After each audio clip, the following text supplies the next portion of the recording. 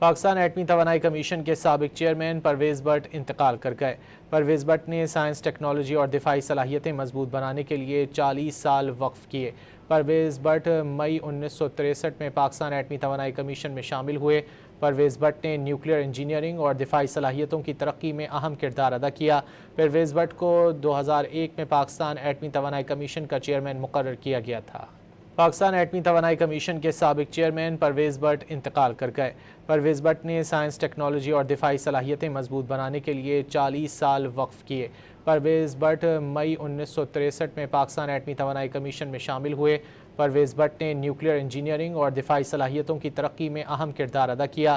Pervez but کو 2001 میں پاکستان ایٹمی توانائی کمیشن کا چیئرمین مقرر کیا گیا تھا۔